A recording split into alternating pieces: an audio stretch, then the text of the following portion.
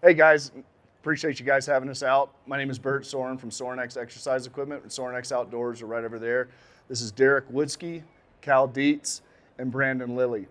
Sorin X Outdoors is something that is really close to our hearts. I come from a family that have been in strength conditioning for 42 years and hunted as well. So I've always wanted to combine those two worlds to a level that hasn't been done before.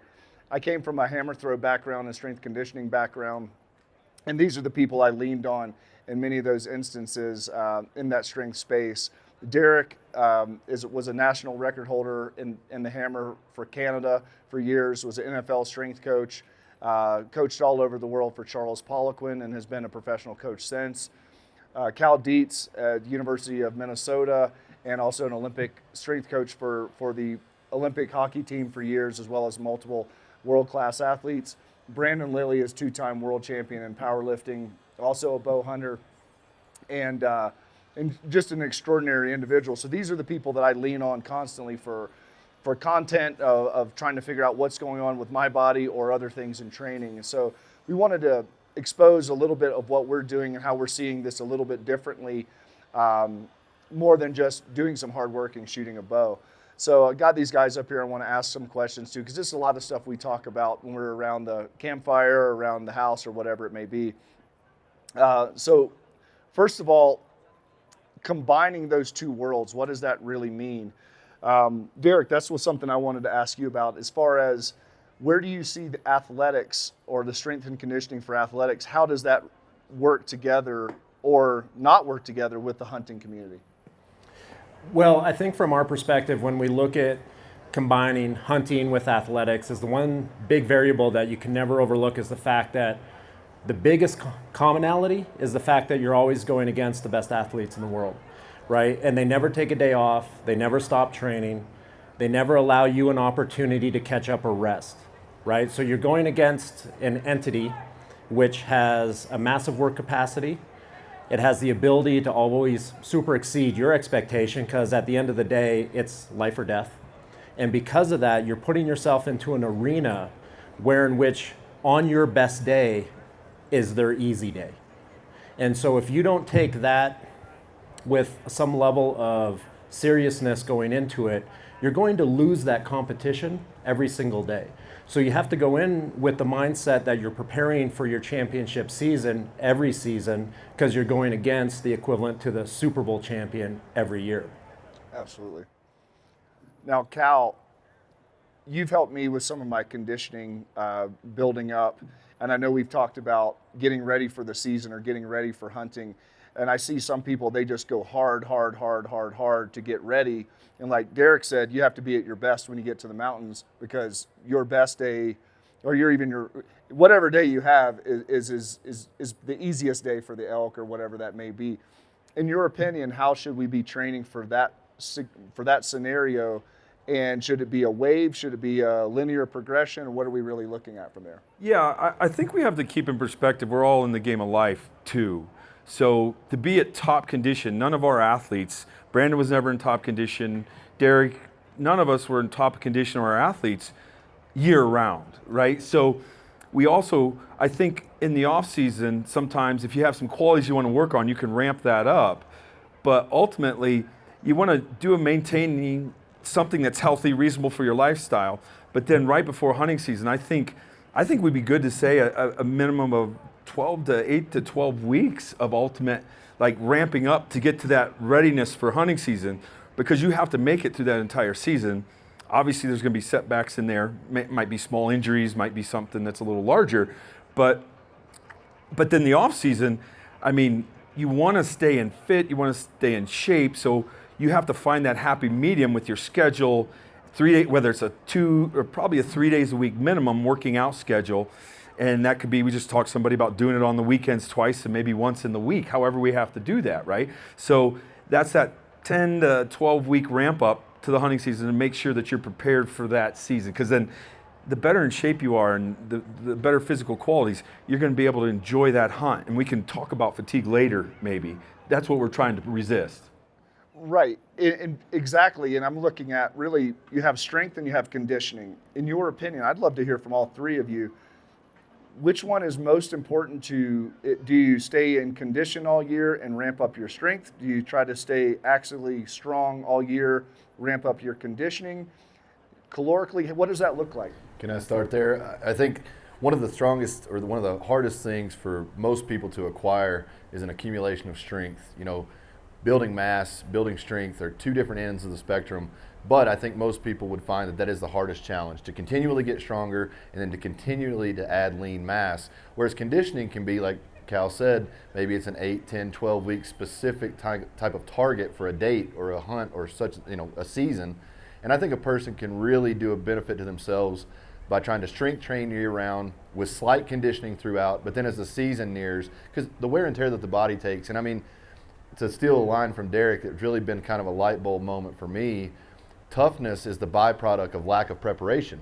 If you were prepared for the task at hand, you don't have to push into that mindset where it's like, all right, I got to get through this. You will be capable of getting through it, but I think toughness also can be built as a byproduct through your training. Make that the hard part. Make that the challenge where you're getting mentally tougher, physically tougher, and then the mountain becomes the reward for your hard work rather than the test of your hard work. Yeah, and I guess just to piggyback on that, when I think of developing athletes over time, doesn't matter if it's hunting sports or doesn't matter if it's Olympic athletes, NFL, one of the best quotes I ever heard from an old East German coach was, strength is the mother quality, right? So if you always put your focus and energy into strength development, regardless of what that is or what avenue you use to go down to develop strength, that will be the jump off point for everything else that comes and everything that follows. And I think Brandon hits such a key point. The hunting season, if done correctly from a human performance and physical development standpoint, should not be the test that you have to endure. It should be the reward of a long period of preparation where you go out and have success. Everything that you should do in preparation for the hunt should be to increase the percentage of success or the potentiation for success, right? You're, at the end of the day, when you win a gold medal at the Olympics or you go to the World Championships that's going on right now in Oregon, the vast majority of athletes will win a medal with their best average performance, right? So you have to constantly think about bringing up your best average. You may get lucky and have the day that you've always wanted on the day, but the vast majority of what you produce is going to be your average day. So how do you make your average so high that you don't have to dip into this world of reserves every single time you're faced with a challenge? And I think that is where strength leads, and then conditioning. We can get into that in much more detail as we move along today. Go ahead. Yeah, just piggybacking here, again, I've always found a strong human being can get in shape easier than a super weak person trying to get in shape or get strong, right? So the strength, as we've all, it's the foundation, definitely. Well, and I would say the endurance in many ways helps the success to get there. Okay, so let's say you're walking, I mean, logistically, you're walking in with a relatively light pack. You're hunting multiple days. There's a possibility that you don't need to have that much strength early on because the body hasn't been fatigued and down into its reserves of strength needs. Maybe being relatively weak, but being able to run forever could work really well for the first few days. Now what happens when your axial system gets more, it dips below that level, that threshold level of strength. Now you do kill a bull or a buck or whatever, all of a sudden pack weight is 3x. You're on day 5, you're on day 7. Now the strength basis is actually needed when you're at your weakened state. That's when injuries happen, that's when catastrophic things happen, and your endurance doesn't matter at that point. A 100-pound pack is just going to eat you. And we talk about the Australian Special Forces. They had a research that they found that 1.5 times body weight squat up to right around 1.5 would dictate that you could carry 30% of your body weight in a rucksack for 20 kilometers on level ground per day if hydrated and fed readily. So what's that, 13, 14 miles? Pretty sizable day for an elk hunt, but that's on flat ground at sea level, okay? But so you look at that and you go, okay, well, let's say you're a 200-pound person, easy math, what's that, 60-pound pack, 65-pound pack. Great, you should be able to do that for 13 miles with a 1.5 times body weight squat. So now you're a 200-pound person. That means you're a 300-pound back squatter. Great. If you're a 2x back squatter, i.e. 400 pounds, you could carry 45% at that same level. Now that's a 100-pound pack, roughly. That's what your pack is probably going to weigh with an elk quarter and everything else like that. So you look at success in many ways actually puts you in a detrimental zone if you're not strong. And a 400-pound back squat's pretty strong. But that's where the key is. If your axial hips, spine, erectors, everything in your legs are strong enough to carry this load, like Cal was talking earlier, you have a lower percentage of output that you have to put into it. So you're working with a lot of extra there, which is really, really nice. And you can talk more about that. Yeah, basically, I think the best analogy is that if you have two twins and one can back squat 400 and one can back squat 300, the 400-pound back squatter is going to do less work in the endurance event, regardless if they're the same person. So strength, again, we're rolling back to what Brandon and everyone's saying here, it's the foundation to make life a little easier. Let's be honest. Well, and I think an important point too, a mistake that I've made and a mistake that I see a lot of people make in regards to the hunting community is success is defined as, the projectile hitting the animal. Like, I was successful in hunting this animal. Really, success should be measured as getting back to the vehicle with your pack, with the meat in hand. And I think that when you can start to break this down a little bit more, so you can have data tracking, and not to say that that's necessary in all fronts, but if you can understand it's not just the kill, it's not just getting out there and finding the elk and putting the arrow or the bullet or whatever in, it is packing that animal out, getting it back to the truck, and having the ability to do so because you prepared to do so, not because you hoped to do so or got lucky. Preparation from start to finish is a much different thing when you look at it at the totality, not just getting there and getting the animal. Getting the animal out of there is the crucial element of a hunt. Right. Another thing I see, going back to what we were talking about with toughness earlier, I love toughness, and I think toughness could be built during training. And toughness is that reserve tank that you have during competition. But you're exactly right. The Olympics, you don't train for tough. You train to win. You train to strategically win. You put as many of your resources, you stack the resources as heavy as absolute possible, put yourself in a strategic position to maximize the implementation of those resources and win. And if filling a tag is the win, which, let's be honest, if you're hunting, that's pretty much the goal. That needs to be strategized for. And toughness needs to be something that just, hey, you kind of have that in your back pocket, but in my opinion, that can never be part of the game plan. Right, and I'd have to agree, like, when you think of toughness as a trait that develops over time.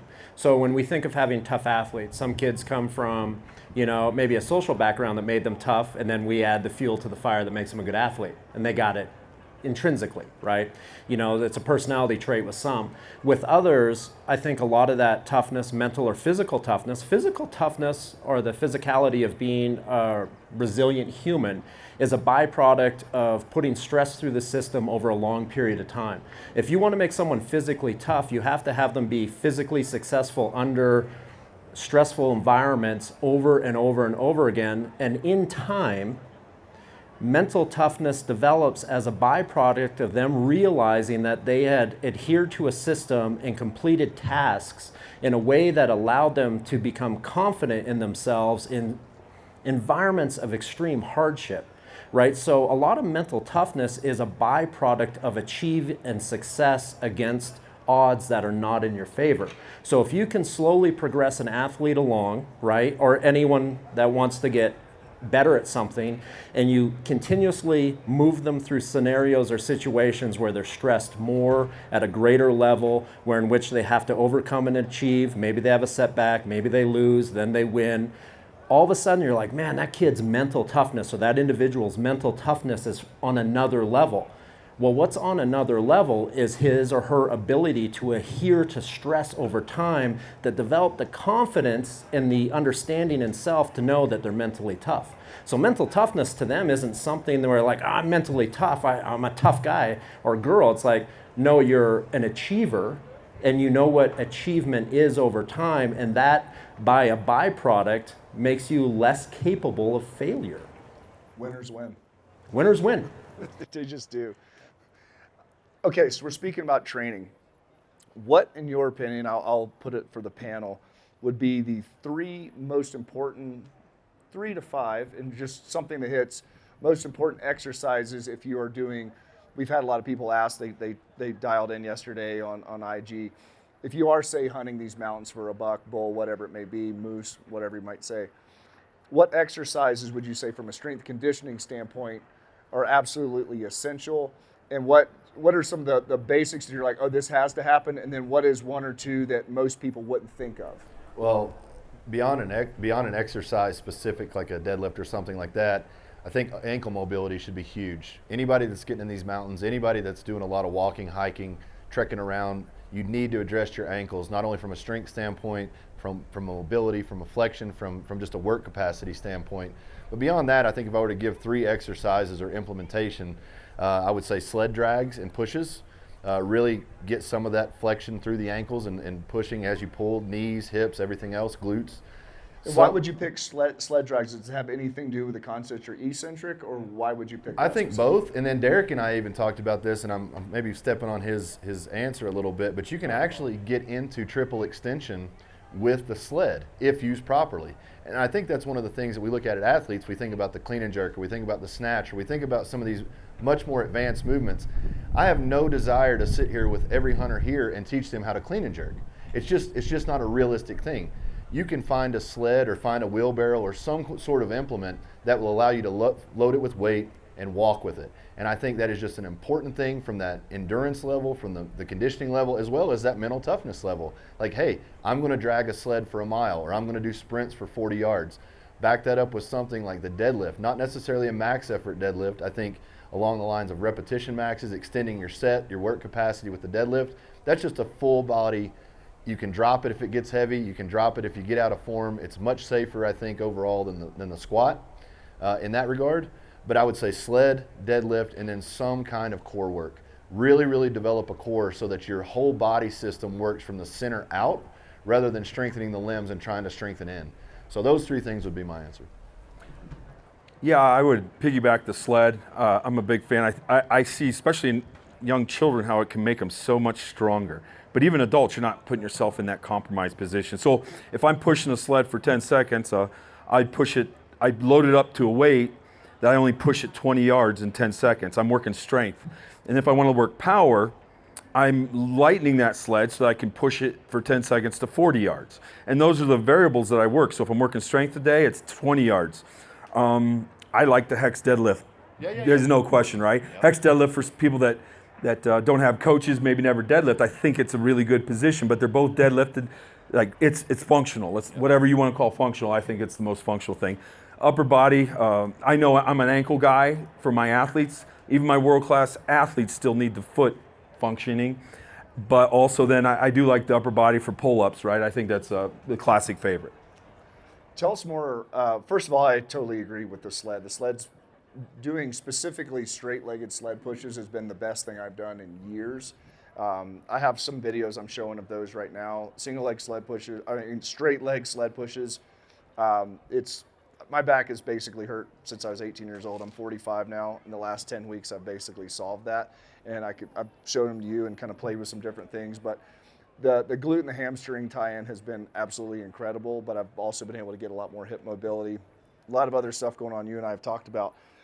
Agreed totally with sled. And for those who know concentric or eccentric, the concentric is the shortening of the muscle. Let's say if you're going to bench press, it's the actual press. The eccentric is the lowering or the negative phase.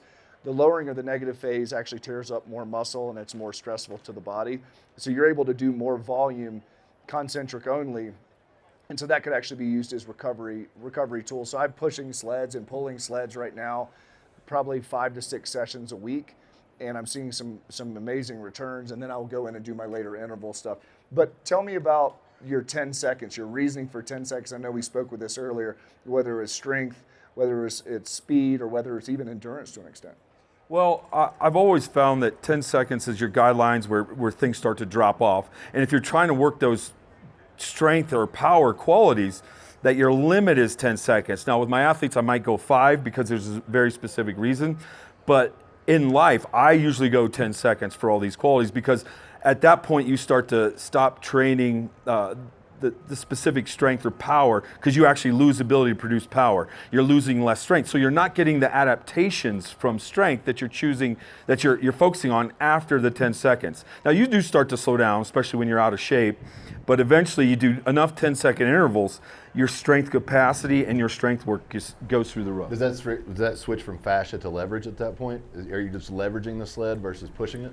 You'll work more capacity of the muscles after the 10 seconds, because someone can start that sled push and you actually have more fascia involved. Yes, it's more reactive per se when your muscles fire violently, but when fatigue jumps in, you're not working strength at that quality, right? It'd be like you in powerlifting when if you did a 25 reps, you've lost the strength potential after the first few. So. Now, how would you put that into intervals with rest periods if you're only going 10 seconds for, let's say, work capacity?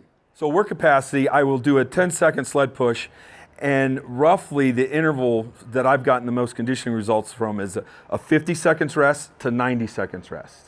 That much rest? Yes, because anything less, you're actually going to start working a different energy system than the short sprint.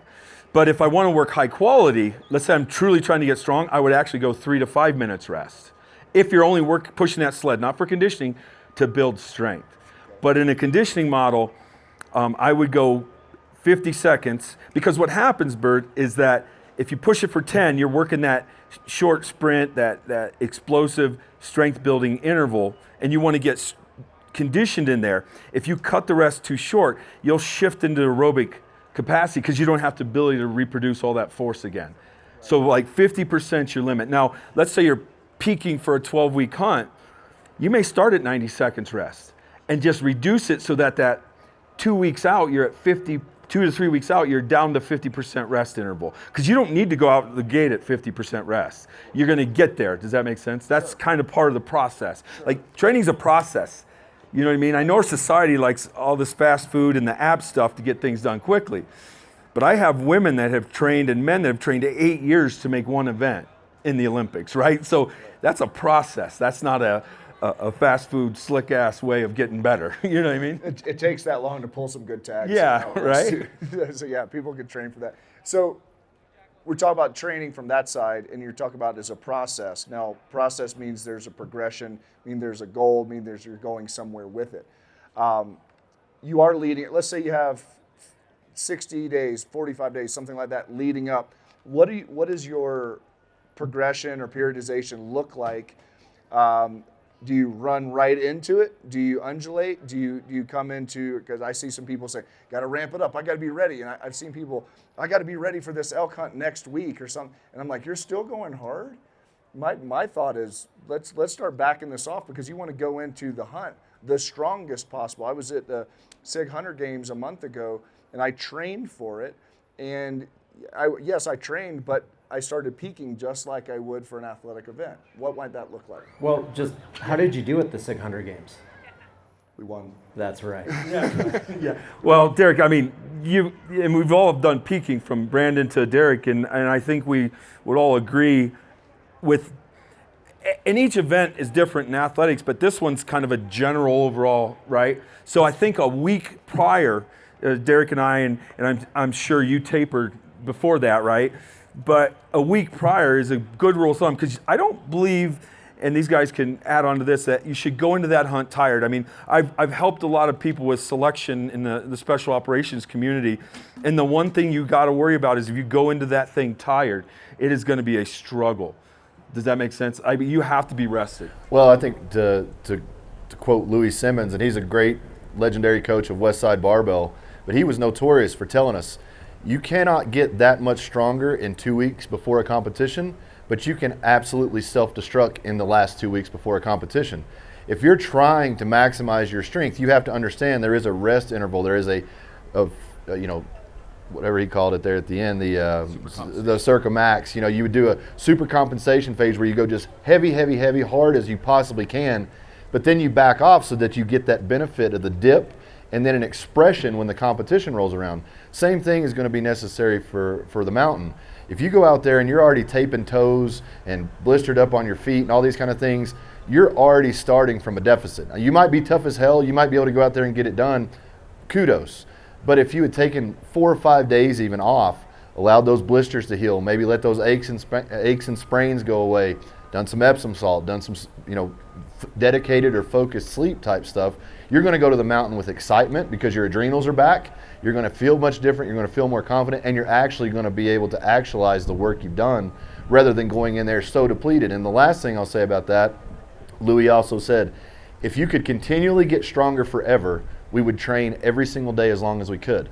And that's just not the reality. Recovery, the foods that we eat, the time that we recover or need for recovery to actualize our best, it's just a part of the process, and no human alive is tougher than that.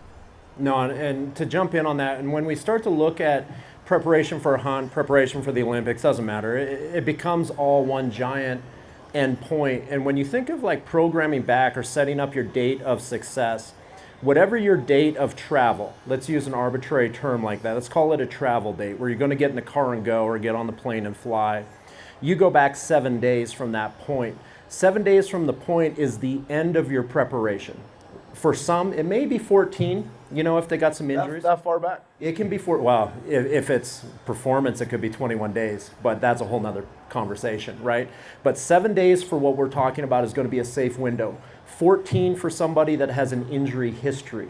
And why 14? Because their body takes longer to reestablish connective tissue health, getting ready for what's about to come, than say someone that's a healthy situation, myofascially, soft tissue, etc. So you set your date as, let's call it 7 days before you get in the car to head up into the mountains, right? So from that point back is actually your program that you're developing. If it's going to be 12 weeks, 14 weeks, or 16 weeks is all dependent on the individual and where they start at in terms of physical fitness. And how much time they simply have. How much time they have. It might be a situation like this, Bert, where a person can only give 2 days a week to human performance because their life is so hectic. They're going to have to start 30 weeks back, right? 30 weeks. And what ends up happening is the volume is the great equalizer. So when you look at how much time do you have to devote, how much time do you have, right? So if you have somebody that has a very loose schedule, in theory, right? Meaning they can train 4 days a week. Their preparation or specific preparation or SPP for that hunt may be 12 weeks. If you got somebody that's a CEO that's crushing and on the road and never home and they're fighting for time, they're going to need 30 weeks or more to get ready because they can't be exposed to the stimulus as consistently, if that makes sense. I think, Derek, a good rule of thumb, you could say somewhere around 60 sessions. Right. So 2 days a week for 30 weeks, or 4 days a week for 15, maybe 5 days a week, you can cut that down to 10 to 12 weeks. That's a good rule of thumb, would be about 60 sessions for somebody. Yeah, exposure dictates outcome. Yes. Right. I think the person needs to be honest with themselves too, because the person who finishes at 5 days a week might be starting at 2 days a week. And I think one of the mistakes that a lot of people make is, oh crap, this is coming up really, really quick, so I've got to front load this thing. And it really, you have to be more careful. The less time you have, it has to be more calculated. It can't just be all out effort. If it was, everyone that put in the effort would be better. And that's not always the case. Yeah, because you could blow yourself up in 30 days. You can blow yourself up in a week, legitimately. I have. Yeah, we've talked about, let's say there's the CEO, the doctor, whoever it is, especially elk season because it comes so early, goes and travels with his family down to the Cayman Islands and is doing all the fun stuff with the kids. They're out of school, so and leading the good life, and then realizes, oh crap, 30 to 45 days out, I have this high-end hunt in, New Mexico or wherever it is. What does that look like for getting somebody ready? They're already relatively in good shape, but they have certainly some work to do. Like you said, let's say it's, for easy math, let's say 30 days. 30 days. How do you look at that? Well, a 30-day preparation, can I be brutally honest? Sure. If you're giving yourself 30 days to prepare for something that important, you've failed by 11 months, right? You completely messed up, right? However, it can happen, but there's going to be so many holes in your preparation going in that your percentage of potential failure is going to be very high. right? Unless you're, one of these people that's just genetically lucky, right? But for the vast majority of people, probably a week into their hunt, they'll be laying in camp trying to sleep, and their adductors will be trying to squeeze their butt together so hard that they won't be able to move, right? They'll just be a mess. And that's usually what ends up happening in that situation.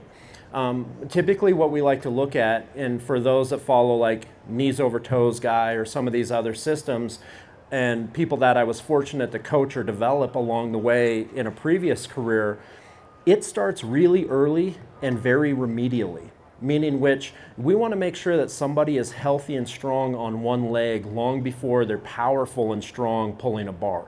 And that process can take weeks, and it's not a rushed concept. It's not a race to the finish line. You want to really get rid of the mentality of, oh, I forgot it was elk season. Did you really? Right? Because I think you forgot it was anything season at that point, and you forgot that you had to be a physical specimen to chase the world's greatest athletes. And if you think of it that way, you start way earlier, way slower, way safer, and that way 2 to 3 weeks out from elk season, which is going to be your 30-day window, you're a pretty good representation of what you would be as an athlete. But if you're trying to jump in on 30 days, I feel like you might have failed. Is there a possibility or a hack of any point? And it might not be. I mean, if you were thrown that ball. So I grew up in a logging town in British Columbia, right? No one lifted weights. They were all loggers, right? So they worked in the mine or they cut trees down, right? And those guys, when they went out hunting, they took what they had with them. But what they had with them was knowledge of the area. That's going to be much more tactical than it'll ever be technical from them as an athlete. They knew the area so well because we were born and raised in it. They knew where everything was going to be, and they knew how to be a little bit smarter than the competition. But in terms of physical success, it was always hit or miss, always. Sometimes they had good years, sometimes they had bad, but they never knew why. I can tell you why. They weren't fit enough to chase the athlete.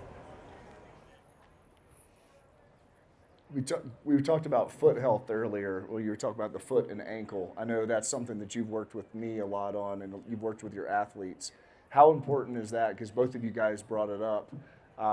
Everything from the power of the hip, the stabilization of the core, everything drives down through the foot, especially when you're 200, 250 pounds and you got another 100 pounds in your back. Can I start since you're way smarter? Yeah. All right. Yeah. Am I? So one of the things that I started to, I had a track coach, Mike Johnson at Berea College, and he was fascinating. And he broke down the sprint to ankle mobility. And he said, think about the act of the foot, powering through the ankle, through the bottom of the leg. And if you only have so much flexion, that's less push off than the next time. And when you get on the mountain and you're going up, think about that toe drive and how much more power you're getting from each step without much more exertion. Because to actually get through a tight ankle mobility, you're going to have to exert more than you would through a fluid ankle mobility. So I really do believe, this is a contact sport, foot to earth. You are chasing, like Derek said, one of the supreme species on the planet. So you need to be able to get as much juice from the squeeze as you possibly can. And if that's one more inch of toe flexion because you have better ankle mobility, that's going to be less fatigue over time. That's going to be more power derivative over time, and you're going to be more likely to find success. So for me, looking at athletes that I've worked with, looking at myself as an athlete and doing very poorly at these things, I had to retro-engineer my ideas about training, which were, hey, better ankles equals better knees equals better hips, which equals better hunter. So it really is a reverse engineered thought for me because I didn't do those things and I saw the athletes that do them well perform well. Yeah, and just to give everybody a little education, the only thing that touches the earth that your brain registers is your feet, right? So my athletes, even some of the advancements that we've made in some of these advanced athletes, the one key and secret is that their foot can structurally hold when they hit the ground. So if the foot's unstable, your brain will instantly go, I'm not stable at the foot. It can't stabilize at the knee very well. So the next place it goes to is the hip. And the hip starts to stabilize things when the foot should be. And then as you're walking, going up the mountain, if you're just walking flat ground, it doesn't matter, your hips start to become tighter. Your back tightens up.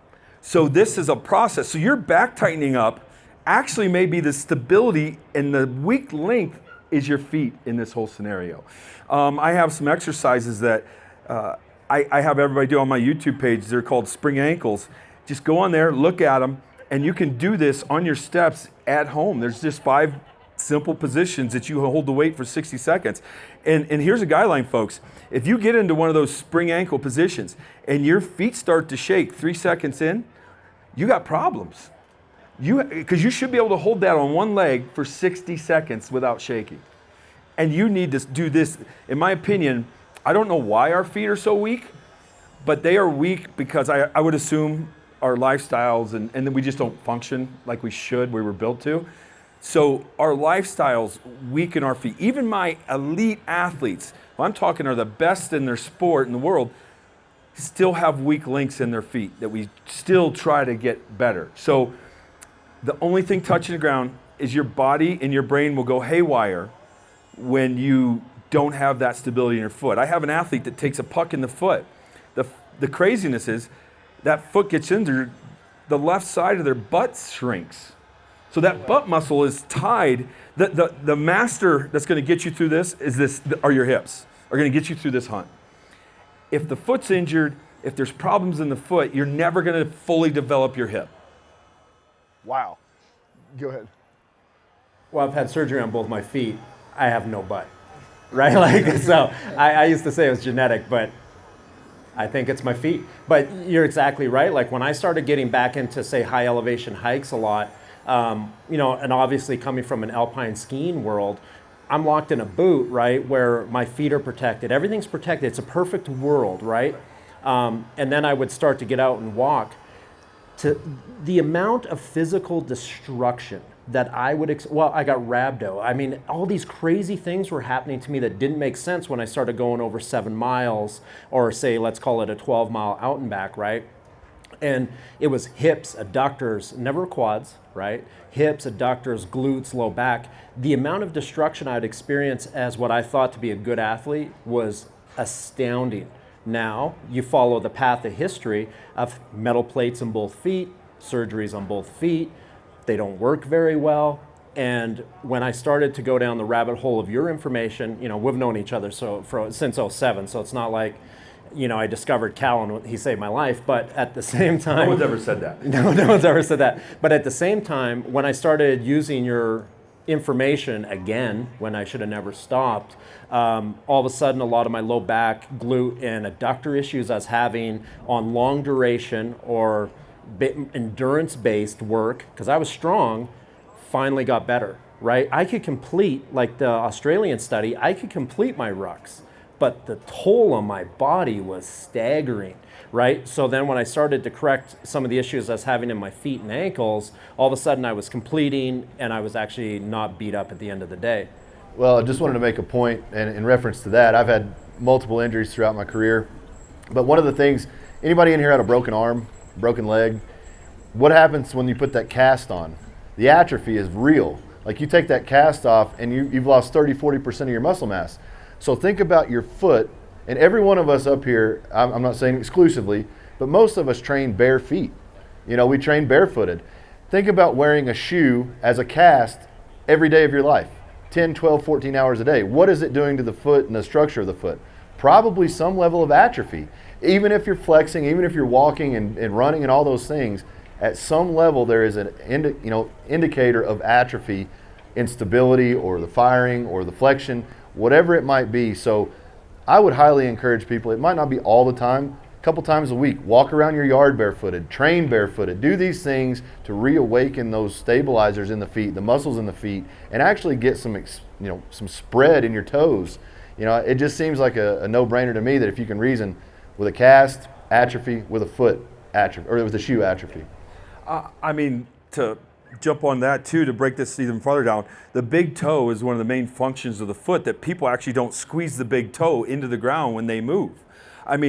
Some of the greatest athletes I've ever coached, when I go to test their big toe strength, they literally, when I say squeeze it, they can almost dislocate my thumb as I'm trying to resist. And it goes back to childbirth when they check the baby for the Babinski reflex. It's where they tickle the toe to make sure that they squeeze it, but that also makes the butt muscle. So what I'm saying is, you're doing those sled pushes, you're doing a deadlift, you're climbing up the hill. you should make sure you're squeezing that big toe, because the shoes have taken that reflex away.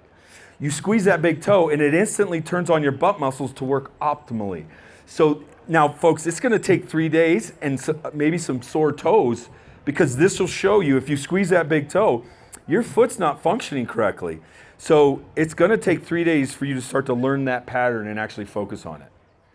That's an interesting, you showed me a few years ago, we call the floating heel squat. Yeah. So it's squatting with, a lot of times people elevate the heels, especially it's becoming popular and in vogue again. But what Cal showed me was to actually stand on something about 1 to 2 inches high with the front half of the foot. So basically this much of the foot is supported where the heel is sitting off. So the back half of my foot was floating. So as I would squat, everything would have to push through the big toe. And you would hear people talk about squatting. They said, yeah, you want to push through your heels. Absolutely wrong. So you push through the toe because you'd have to, because you'd try to keep your foot at a neutral position. Number one thing I found immediately, like within seconds, my knee stopped hurting. Next day, my glutes were extremely sore. And I called it, I was like, all right, what the heck just happened, man? My knee doesn't hurt anymore and my glutes are sore. And then I'll let you give the math why it worked. Yeah, well, really, when you engage that foot, it engages the calf, which then pulls the hamstring in.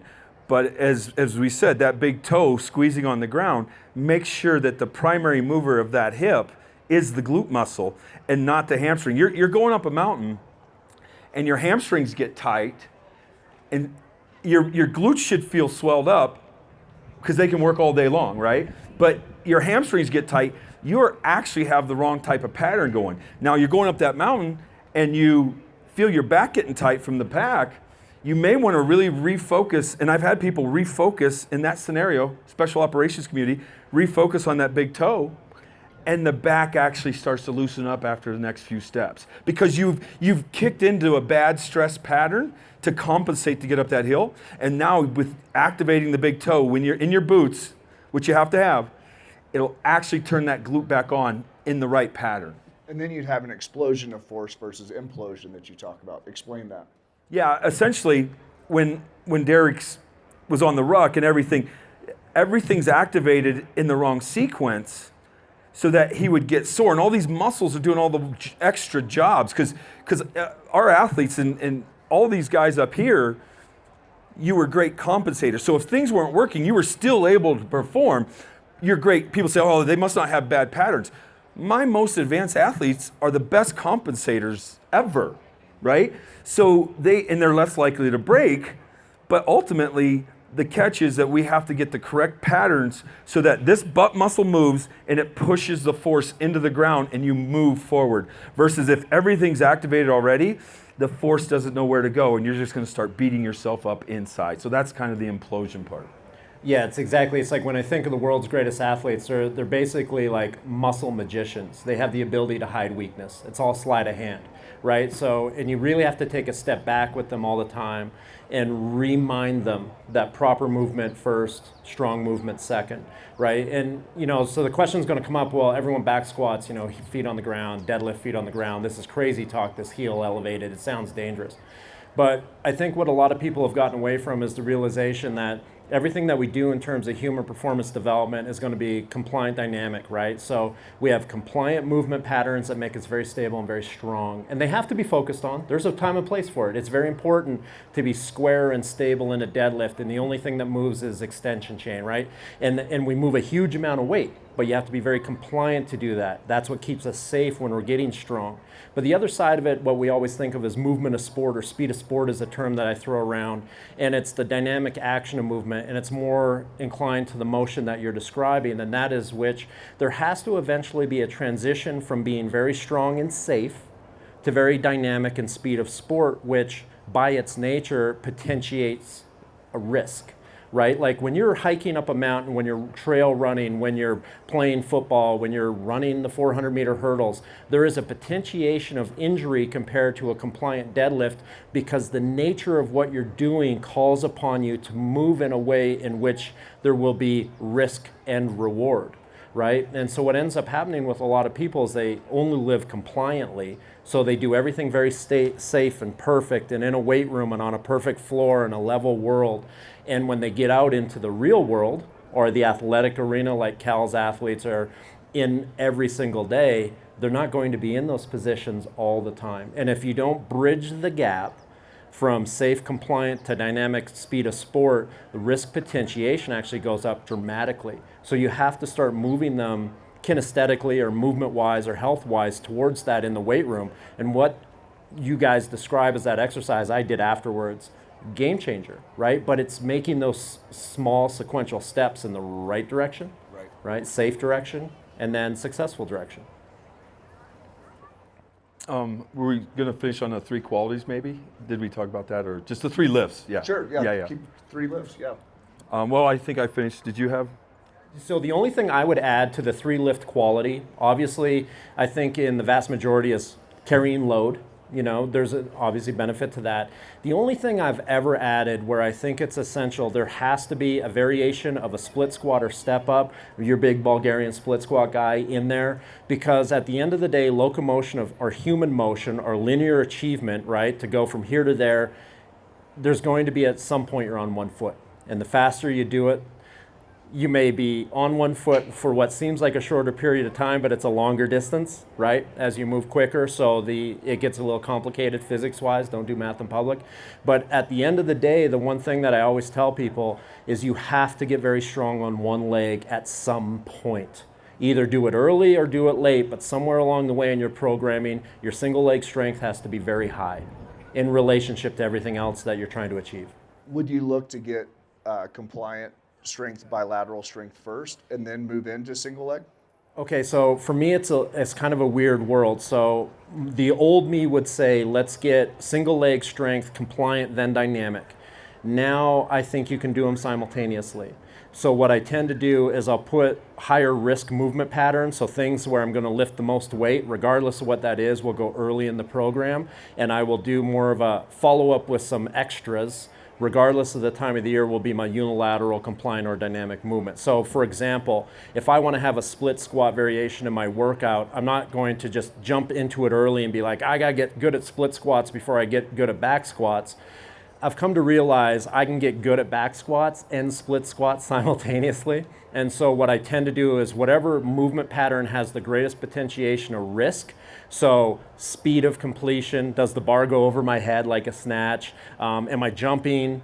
Am I lifting really heavy? Whatever those variables are, I put those early on when my athlete is most fatigue resistant. Early on as in the specific training Yep, day. yep, start of the session.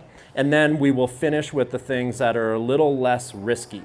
So like Brandon and I, when we talk sled work over and over and over about triple extension to hit what we talked about at the start of this, why that to me is such a valuable movement is you're getting the same potentiation of development that you're going to get from a clean or a snatch at a CrossFit box, right? You're going to get that same explosive movement pattern in a sled push. The difference is instead of doing snatch to death, right?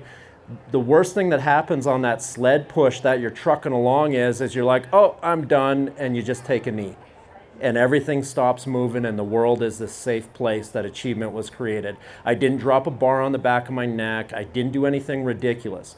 You know, not to hammer the obvious, but athletes spend their entire life to master 2 lifts to get a gold medal at the Olympics for 1 rep each. And somehow we thought that we could do that for 1,000 reps and it was going to be the cure-all for everything.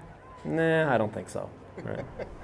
Well, I think another point to follow up on that, the 1,000 rep mentality, one of the biggest reputations for bad maybe that CrossFit got was there was no emphasis put necessarily on every gym's programming.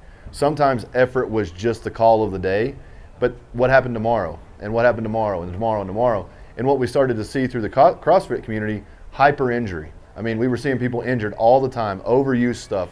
And we see that in our military too. We see these guys that just all out effort, doesn't matter about the rep schemes or the progressions or the waves, it's just effort, effort, effort, effort, effort. That is a trend that is also popular in this community, and I think it's awesome. It does build something. But at the end of the day, if you look at the CrossFit athletes that are winning the games, staying healthy, they're progressive, they're intentional, and they see the wave progression throughout the year. It's not all for nothing right now. It's build, build, build, build, express. The practicality of this, you guys know, I've coached athletes in cleans, and 7 years later, I'm still coaching them. I have never coached my athletes on how to push a sled. They do it right out of the chute. And now that may not be normal, but they're pretty good athletes, right? So, but I think people can do the sled highly effectively right out of the chute day one. I mean, it looks like it's good technique. I don't have to, young kids that I've had push sleds, they actually do it pretty good right out of the chute, right? Well, I think it's natural human motion, and I think you give them a couple cues, and you can use it for long duration metabolic work, short rest, high output, you know. If you want someone just to get sick from training because that's going to go up on the board as success, a sled's going to do it a lot faster than anything else you're going to fall into. But if you need to do powerful 1, 2, 3 step, almost like an Olympic lift variation, you can also do that as well. So I think it's sled, either a slide sled or a wheel sled, regardless of what you want to use. You can use it as dynamically as you want to, or you can actually get to the point where Bert and I talked going way back, you know, to early 2000s as a restoration, right? Sled can be a concentric based or concentric only restoration work, and you can triple volume in a week by using sleds, by taking out the eccentric load, right? The part that kind of makes you sore in the end. That's what I've been doing for the last 10 weeks. It's been 10 weeks. fantastic. Yeah, and you know, and that goes back, we talked about it, that goes back 20 years, you know, and it's a fantastic way. Now, do you think everyone should just go sleds only? Of course not. But if you're wondering about how to get started, a sled is a good place to start. It's a good tool. It's a good way to get moving in the right direction. You know, just a thought. Absolutely. We had one question we put out yesterday, and one question I thought was really cool, and a fella came by. He was electrician. He got up really, really early in the morning, had kids. I think he got up at 3:30 or 4 in the morning, had to be at work early. He had a 30-minute lunch break, had kids, got off at 5, played with them from 5 to 8, put them down, and then his quandary was, I'm trying to train. I wanted to be in bed by 9 o'clock so I could have roughly 7 hours of sleep for recovery. Well, how do I do this? How do I fit this all in? And it was a really interesting conversation we had with him, that what you guys said, that he could maximize the little bit of time that he does have. Could you guys help out, tell him a little bit what we came up with? Let me start on it. So there's a couple different approaches to attack the impossible schedule. Oh, thanks. The one big one that I used to use in terms of myself was do more on fewer days, right? So if you have a Saturday, Sunday, which are not accounted for, right, and you can have control over those days, that's where you're going to do 2 sessions in those days, train your 4 days a week on a Saturday, Sunday, but train hard enough and to elicit enough stress to the system that you're going to need a few days to recover, so you only need 1 more day during the week to get in an extra session. That was one example. Another example I'll let Kel talk about was getting into short burst 20-minute sessions every single day, and I'll let you hit on that one. Yeah, whether it's you can get up 20 minutes in the morning and hit some cardio or some interval sprints. Brandon mentioned 30 on, 30 off with Tabatas. For that, you can do that in 15 minutes easy. You can actually smoke yourself in 10, right? So just the ability to get a micro dose in there basically during the week and go hard. Like ultimately, I think a minimum, if you went 3 workouts a week, really hard on the weekends and choose one day to get up early in that situation, get something in so you're not getting up extra early every day, right? I think that would be a pretty good working scenario for, and then the guy you're an active person all day. So I think there's a fitness base there, just being active in general too, that you don't have to focus on. We even talked about turning that up a little bit. Maybe he is at work, he could wear something like a weighted vest for a couple hours a day, increase his work capacity for free per se, not eating into any other part of his life, and then hit the intervals a little bit harder when he gets around to it. Exactly. Yeah, I just think smarter workout density. You know, a lot of people, whether they want to admit it or not, they get to the gym, they look at their phone between sets, that 30-second rest period or 50-second rest period becomes 2 minutes. I mean, and over time, if you're somebody who's really honestly looking and saying, I want the most that I can get in the least amount possible, something like the Tabata has worked really, really well for me. You know, jiu-jitsu is obviously a practice of mine, just general walking, but I try to break my training up into 3 sessions throughout the day.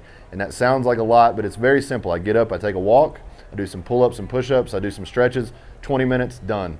Training around 3 p.m. is 30 minutes for progressive hypertrophy with my mace, kettlebells, those types of things. And then at night, 15, 20 minutes, I do some pull-ups and push-ups again. Those 3 things have radically changed my body, radically changed my performance ability, and it's not going to look like something you're going to see in a magazine, but it's working for me and allowing me to make the progressions that I want. The density is there. And you're better looking. Much better looking. Well, and just to piggyback on that, it's like a little something is more than nothing. And I think when I was growing up, it's kind of funny. So there was this guy named Dewey Watt. So Dewey Watt was a faller in British Columbia. First 21-inch bicep I ever seen on a man, right? Like gun, Arnold Schwarzenegger gun.